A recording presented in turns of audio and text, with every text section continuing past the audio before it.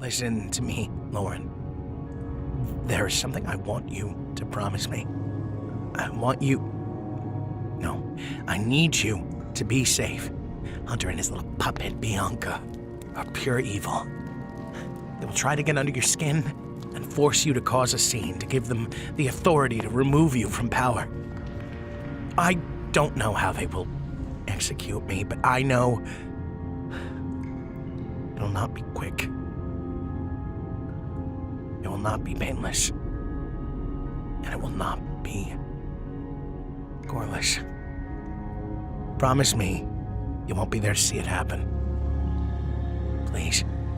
Good morning, everyone. Jeremiah, what is this all about? I received a report from Tina that we're running out of food and supplies.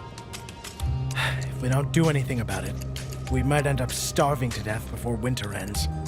So I've come to the decision to continue the operation. But we all agreed that we will stop for the whole of winter.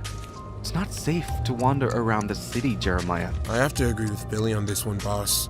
We can't afford to lose the majority of our men. I understand, but we have to always be ready.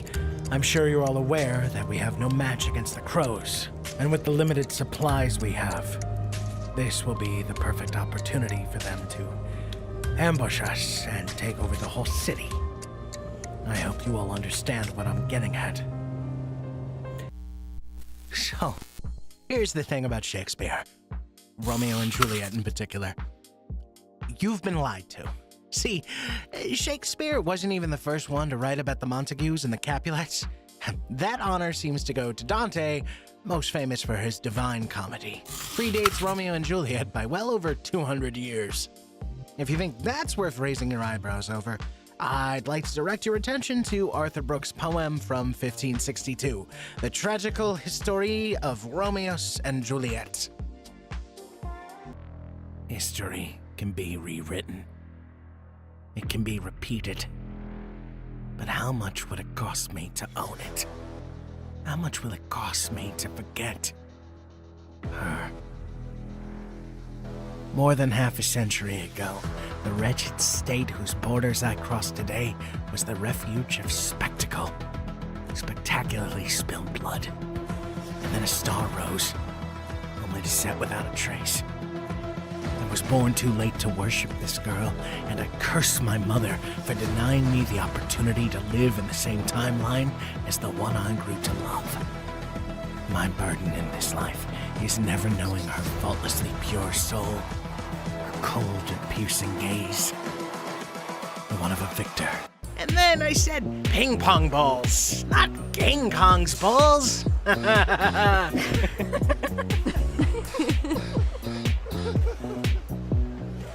Phew, that was a nice one, wasn't it?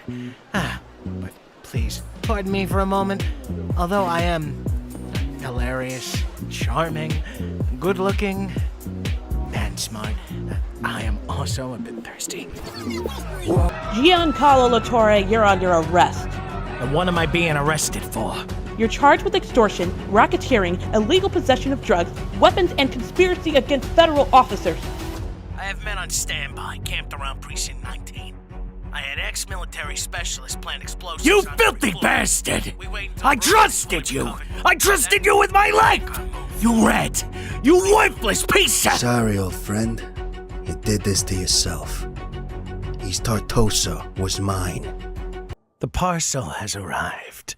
That's good. Now we need to lay low. My husband is making progress with his case. We're not laying low. I want 20 girls in 4 weeks' time. Find a way to deal with your nosy husband. You heard the lady. A whole police commissioner is onto us. One wrong move, and we exposed. Grow up. You both sound like toddlers, afraid to steal candies.